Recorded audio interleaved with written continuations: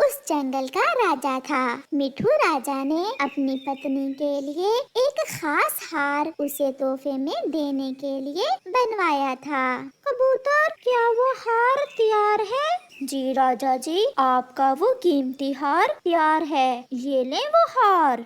फिर मिठू राजा वो हार अपनी पत्नी हरियाली रानी को देता है, जिसे देखकर रानी बहुत खुश होती है। ये हार बहुत सुंदर है, मैं आपका ये तोहफा हमेशा संभाल कर रखूंगी। फिर कुछ दिन बाद रानी वो हार पहनकर अपने संतरियों के साथ जंगल की सैर को जाती है। वो सामने वाला घोंसला किसका है? वो घर गरीब चिड़िया का है रानी जी। और वो घर? रानी जी, ये घर कालू कौवे और गोरी कौवी का है।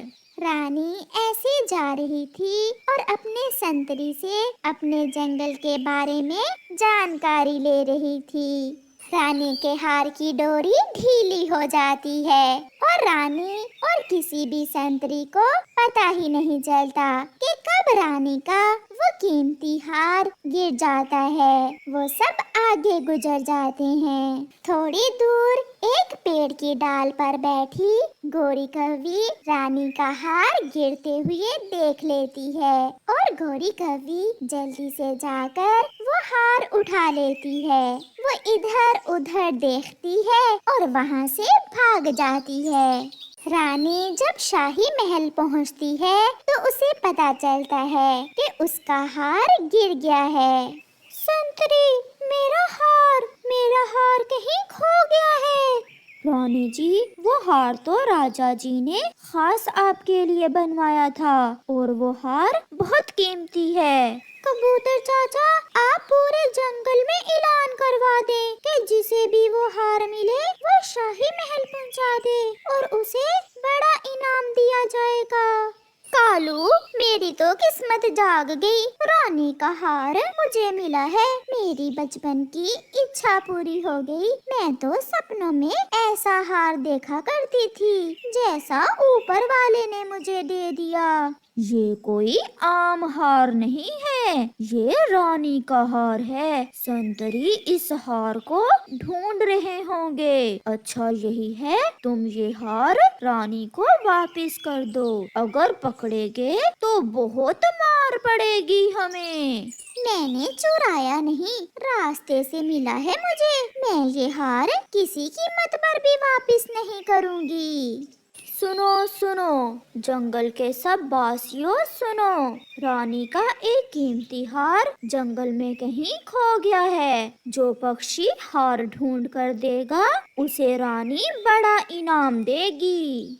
सुनो, पूरे जंगल में खबर फैल गई है, तुम अपने साथ साथ मुझे भी मरवाओगी। किसी को कुछ पता नहीं चलेगा, तुम चिंता ना करो। मैं अब इस जंगल में तो उस हार को पहनने वाली नहीं हूँ। मैं रानी के पास जाकर चिड़िया का नाम लगा देती हूँ। ऐसे रानी चिड़िया के चक्कर में पड़ जाएगी और मैं वो हार लेकर अपने मैके चली जाऊंगी।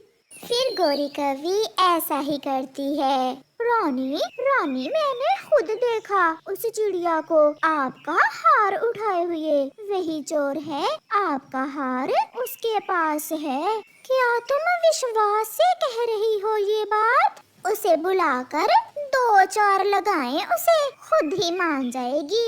फिर कबूतर चाचा चिड़िया को बुला लाता है। चिड़िया, मेरा हार मुझे वापस कर दो और मैं बदले में तुम्हें बड़ा इनाम दूंगी। नहीं रानी जी, आपका हार मेरे पास नहीं है। मैंने तो आपका हार देखा भी नहीं है। छोटी, और कितने झूठ बोलोगी? मैंने खुद देखा तुम्हें हमारी रानी जी का हार उठाए हुए। ये झूठ है, ऐसा नहीं है। मैंने कोई हार नहीं चुराया।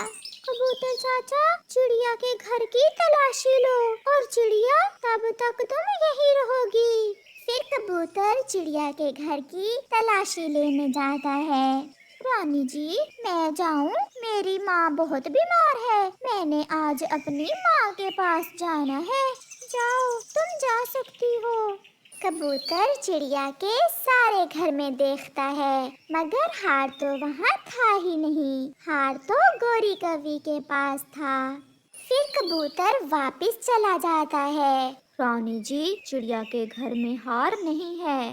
रानी जी, अगर इल्जाम मुझ पर लगा है तो मैं ही आपका हार ढूंढूंगी। आप मुझे कुछ दिन का समय दें। अगर आप मेरा हार ढूंढ लाओ तो मैं आपको बड़ा इनाम दूंगी। फिर चिड़िया वहाँ से चली जाती है। कालू जी, चिड़िया तो फंस गई। रानी आज बड़े डंडे से मारेगी चिड़िया को, और मैं ये हार लेकर जा रही हूँ अपनी माँ के पास। ध्यान से जाना और ये हार पोटली में रख लो, कोई देख ना ले।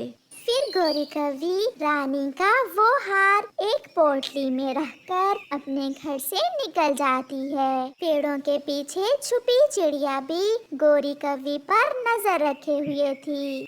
इसे आज ही अपनी माँ के पास क्यों जाना है? दाल में कुछ काला तो है। मैं इसका पीछा करूँगी और सच रानी के सामने लाऊंगी। ऐसा सोचते हुए चिड़िया गोरी कवि के पीछे जाती है। गोरी तेज उड़ती हुई अपनी माँ के घर पहुँच जाती है। माँ कैसी हो? और छोटी तुम कैसी हो?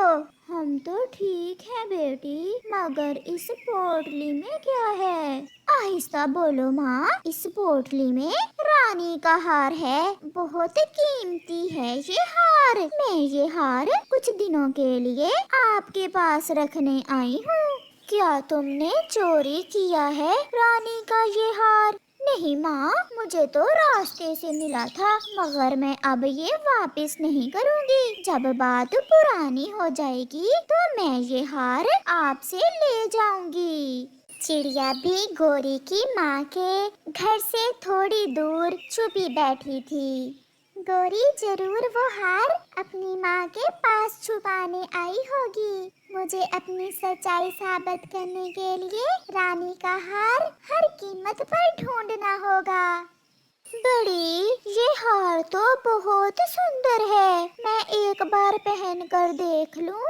पहन लो, मगर ये हार पहनकर बाहर न जाना, कोई देख ना ले ये हार। फिर गोरी कवि की छोटी बहन वो हार पहनकर खुद को आईने में देखती है। सच में बड़ी, ये तो बहुत कीमती और सुंदर हार है। शाम हो जाती है। चिड़िया भी शाम के अपने घर वापस चली जाती है और गोरी भी अपनी माँ के घर में ही सो जाती है। मैं कल सूरज निकलने से पहले ही गोरी के पीछे जाऊंगी। वो जरूर कल वो हार पहनकर निकलेगी या फिर वो हार बेचने जाएगी। चिड़िया ऐसा सोचते हुए सो जाती है।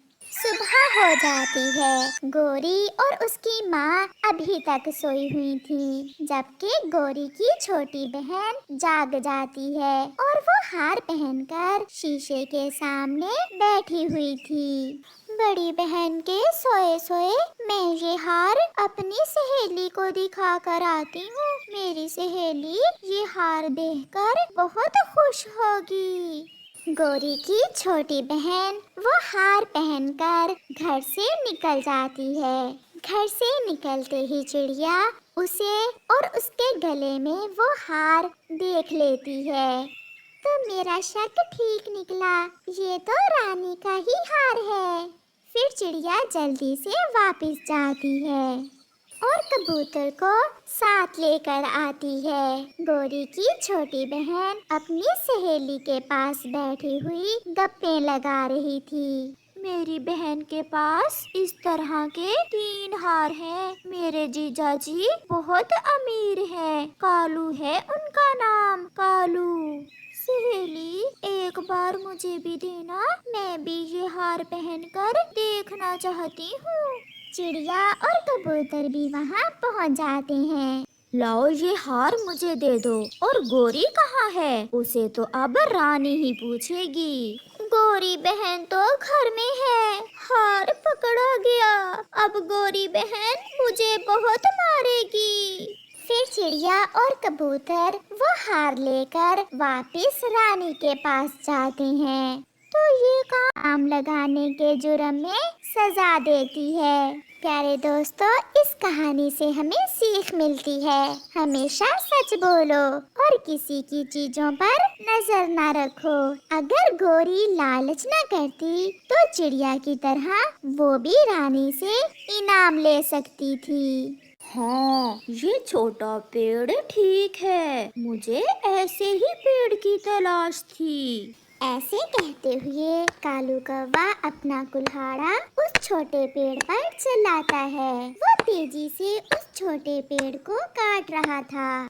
जालिम जालिम लकड़हारे, रुको रुको, ऐसा ना करो। ये पेड़ हरा भरा है, ये अभी बहुत छोटा है। इसने तो अभी अपनी जिंदगी की पहली बहार भी नहीं देखी और तुम इसे काट रहे हो। करना पड़ता है, अपना और अपने बच्चों का पेट भरने के लिए ऐसा करना पड़ता है। तुम क्या चाहते हो कि मैं अपने बीवी बच्चों को भूखा मार दूं? अगर ये पेड़ नहीं काटूंगा तो उनका पेट कैसे भरूंगा? बहुत से सूखे पेड़ हैं इस जंगल में, तुम उनमें से कोई पेड़ काट सकते हो। अगर तुम ऐसे ही पेड़ काटते रहे तो सब खत्म हो जाएगा। ऐसी बातें किसी और को सुनाना, मुझे मेरा काम करने दो। फिर कालू कौवा उस पेड़ को काट लेता है और लकड़ी अपनी बैलगाड़ी पर कर ले जाता है। हम चल नहीं सकते, हम अपनी जगह से कहीं और नहीं जा सकते। चाचा जी, आप हवाओं से कहें कि किसी तरह जंगल के राजा को बताया जाए कि कैसे ये लकड़हारे हमें काट रहे हैं। कई दिन हो गए, हवा भी नहीं आई मुझसे मिलने। अब तो हमें मरना ही होगा, हम सब मर जाएंगे। वो दोनों पेड़ ऐसे रो रहे थे कि चिड़िया और कबूतर उड़ते उड़ते वहाँ आ जाते हैं। चिड़िया, वो बड़ा पेड़ क्यों रो रहा है? चलो हम जाकर उससे पूछते हैं। फिर चिड़िया और कबूतर उस बड़े पेड़ के पास चले जाते हैं। चाचा पेड़, आप क्यों रो रहे हो? क्या हुआ है? फिर बड़ा पेड़ रोते हुए चिड़िया को सारी कहानी सुनाता है। आप कृपया करें और जंगल के राजा को बताएं कि लकड़हारा कालू कौवे से कहे कि हमें ना काटे। आप चिंता ना करें चाचा पेड़, हम आज ही जंगल के राजा मिट्ठू तोते को जाकर बताते हैं। राजा से कहते हैं कि कालू कौवे लकड़हारे को पेड़ काटने से रोके। फिर चिड़िया और कबूतर वहाँ से चले जाते हैं। राजा जी, चाचा पेड़ बहुत रो रहा था। उसने हमें बताया कि लकड़हारा हरे भरे पेड़ों को काट रहा है। सब पेड़ बहुत परेशान हैं। राजा जी, आप लकड़हारे कौवे को रोकें कि वो ऐसा ना करें। चाचा पेड़ बता रहे थे कि लकड़हारा सूखे पेड़ काटने की बजाय हरे पेड़ काटता है। मंत्री, जाओ और कालू कौवे को मेरे पास बुला कर लाओ। चिड़िया और कबूतर, आपका बहुत बहुत धन्यवाद जो आपने चाचा पेड़ का संदेश मुझ तक पहुंचाया। फिर तोते राजे का मंत्री कालू कौवे के घर जाता है। क्या कालू लकड़हारा तुम ही हो? हाँ, मैं ही लकड़हारा हूँ और मेरा नाम ही कालू कौवा है। आपको तोते राजा ने बुलाया है, आप मेरे साथ चलें। कालू, राजा जी ने आपको क्यों बुलाया है? शायद कोई सलाह करना होगी। मैं अभी तोते राजा की बात सुनकर आता हूँ। फिर कालू कौवा मंत्री के साथ चला जाता है। चाचा पेड़ का संदेश आया है कि तुम सूखे पेड़ छोड़कर हरे पेड़ काट रहे हो। क्या ये सच है? तो ये चाचा पेड़ ने शिकायत लगाई है मेरी राजा से। नहीं नहीं राजा जी, मैं तो सूखे पेड़ ही काटता हूँ। क्या किसी ने देखा है मुझे हरा पेड़ काटते हुए? नहीं, देखा तो नहीं है, मगर मुझे पूरा विश्वास है चाचा पेड़ झूठ नहीं बोल सकता। मैं समझता हूँ कि तुम्हें भी अपना पेट पालने के लिए काम करना होता है और तुम एक लकड़हारे हो, मगर याद रखना ये पेड़ हमें ताजा हवा देते हैं। अगर पेड़ ना हो तो बारिश ना हो। आज के बाद तुम कोई भी हरा पेड़ नहीं काटोगे। हाँ, सूखा पेड़ तुम काट सकते हो, जैसे राजा जी का आदेश। फिर कालू कौवा वहाँ से चला जाता है। खाना दूं क्या? नहीं, मुझे भूख नहीं है। बहुत गुस्से में हो कालू जी, ऐसा क्या कह दिया है राजा जी ने? बड़े चाचा पेड़ ने राजा से मेरी शिकायत लगाई है कि मैं हरे पेड़ काटता हूँ। मैं छोड़ूंगा नहीं उस चाचा पेड़ को। अगर हम पेड़ नहीं काटेंगे तो खाएंगे कहाँ से, और सूखे पेड़ कहाँ से ढूंढें अब हम? मुझे भी कालू कौवा कहते हैं। कालू कौवा लकड़हारा हूँ मैं। अब सूखेंगे, अब सारे हरे भरे पेड़ सूखेंगे। कालू जी, वो कैसे? रात हो लेने दो, फिर बताऊंगा मैं तुम्हें। फिर जब आधी रात हो जाती है तो कालू कौवा अपनी पत्नी गोरी कौवी से कहता है, वो जहर की बोतल कहाँ है? वो संदूक में पड़ी है, मगर तुम जहर की बोतल का क्या करोगे? मैं ये जहर हरे पेड़ों की जड़ों में डाल दूंगा और फिर वो पेड़ सूख जाएंगे तो मैं उन्हें काट लूंगा। ऐसे तोते राजा मुझे कुछ नहीं कह सकेंगे। जरा ध्यान से करना ये सब, कहीं कोई देख ना ले। ऐसी रात में सब सो रहे हैं, राजा भी, राजा के संतरी भी, पक्षी और पेड़ भी। फिर कालू कौवा जहर की बोतल लिए घने जंगल में चला जाता है। सब पेड़ सो रहे थे जब कालू कौवा जहर की बोतल से थोड़ा सा जहर एक पेड़ की जड़ों में डाल देता है। अब तो पहले से भी काम आसान हो गया। ये पेड़ सूखते जाएंगे और मैं इन्हें काटता जाऊंगा। हा हा हा हा हा। ऐसा कहते हुए कालू कौवा घर वापस चला जाता है। सुबह हो जाती है। मेरा दम घुट रहा है, मेरा दम घुट रहा है। मैं रात को अच्छा भला सोया था, न जाने मुझे क्या हो गया है। हिम्मत करो, हौसला करो, तुम्हें कुछ नहीं होगा। ठंडा मौसम है, ठंडे मौसम में ऐसा हो जाता है। शायद मैं अब जिंदा जिंदा नहीं रहूंगा, मैं सूख जाऊंगा। फिर कुछ देर बाद उस पेड़ के सारे पत्ते गिर जाते हैं और वो पेड़ सूख जाता है। कालू कौवा भी अपना कुल्हाड़ा लिए आ जाता है। क्या देख रहे हो चाचा? जाओ बता दो राजा जी को, मैं कोई हरा पेड़ नहीं बल्कि सूखा पेड़ काट रहा हूँ। ऐसा कहते हुए कालू कौवा वो पेड़ काट लेता है। फिर क्या था, कालू कौवा हर रोज रात को आता जब सब पेड़ और पक्षी सोए हुए होते।